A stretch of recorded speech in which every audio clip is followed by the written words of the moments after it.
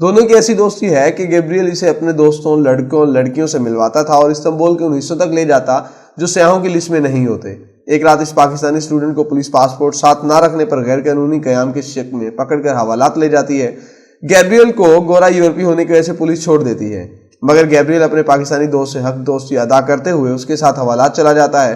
وہ Pakistani university student Irfan Javed ہوتا ہے اور حوالات والی رات سے وہ گیبریل پر لکھے طویل خاکے کا آغاز کرتا ہے۔ یہ خاکہ نہیں، ایک سفر نامہ، افسانہ اور تاریخ و سماج کی عکاسی ہے۔ بعد ازاں دنیا کے کئی ملکوں کے سفر کرنے کے باوجود استنبول عرفان کے اندر ایسا اتر جاتا ہے کہ جب وہ اس تحریر کرنے آتا ہے تو اس نظر سے اس شہر کو، تہذیب کے گہوارے کو دیکھتا ہے جو ایک عام آدمی کی نظر میں نہیں، ایک فنکار کی نظر ہے، ایک شاہپارہ تخلیق کرتے ادیب کی نظر ہے۔ آدمی میں خواب دیکھنے دکھانے والا دست شناس مطیع الرحمن کا خاکہ بھی ہے۔ اس خاکے میں سے ایک پامش کے طور پر نہیں دیکھا گیا بلکہ ایک غمخوار انسان، ایک یارباش دوست اور ایک مجبور شخص کے طور پر دیکھا گیا ہے۔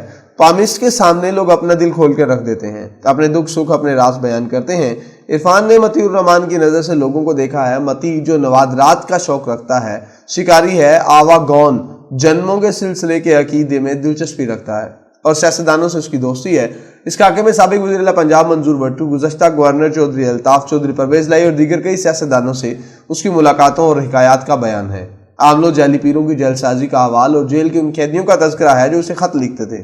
وہ ان سے ملنے جیل چلا جاتا تھا۔ عرفان نے مطیع کی کل شخصیت کو 3 الفاظ میں سمیٹا ہے۔ 60 کی دہائی میں جب یورپ اور امریکہ میں ہپی تحریک اپنے عروج پر تھی تو کھاتے پیتے خاندان سے تعلق رکھنے والے چند پڑھے لکھے لڑکے بھی شوق و جستجو میں یورپ اور امریکہ کو نکل گئے تھے۔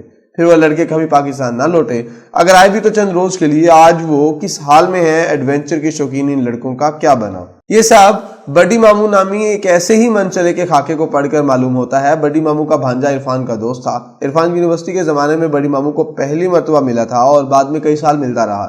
وہ آج بھی بڑی ماموں سے رابطے میں ہے۔ اس میں 60-70 کی دہائی کا ویانا، آسٹریا اور یورپ نظر آتے ہیں۔ امریکہ کا انڈیانا دکھتا ہے اور لاس ویگاس جسے شہر گناہ کہا جاتا ہے، اور جہاں بڑی ماموں ایک جوئے خانے میں برسوں مینیجر کے فرائض سر انجام دیتے رہے کہ شب و روز کا احوال ہے۔ اس میں ایک تجربہ کار جہاں گرد کی نظر سے عورت اور مرد کی نفسیات، طلاق کے بڑھتے ہوئے رجحان، عشق و رومان کی مختلف جہتوں اور مختلف موضوعات کو منفرد انداز میں دیکھا گیا ہے۔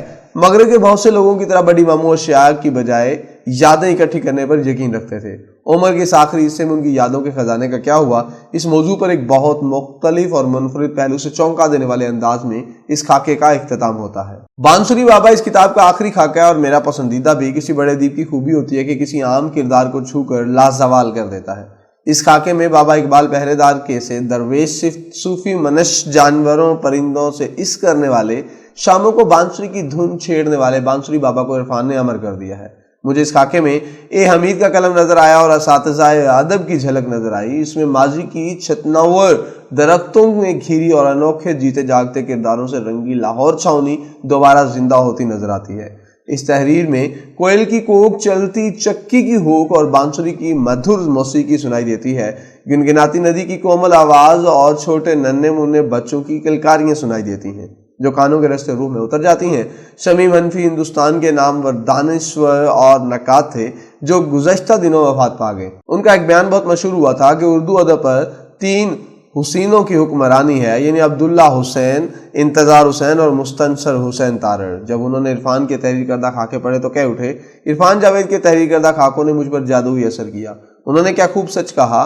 پاکستان کے اہم ترین اور بڑے ادیب مستنصر حسین تارڑ اگر عرفان کے خاکوں کو رجحان ساز کہتے ہیں اور الفاظ کے جادوگر شکیل عادل زادہ اگر ان خاکوں کی تعریف کرتے ہیں تو اس سے بڑا اعزاز کیا ہو سکتا ہے۔ جو لوگ کہتے ہیں کہ اب اردو میں بڑا ادب عمدہ زبان میں تخلیق نہیں ہو رہا، میرا بس چلے تو ان کے سامنے عرفان جاوید کی کتابیں خاص طور پر آدمی رکھ دوں اور ان سے کہوں خود فیصلہ کریں۔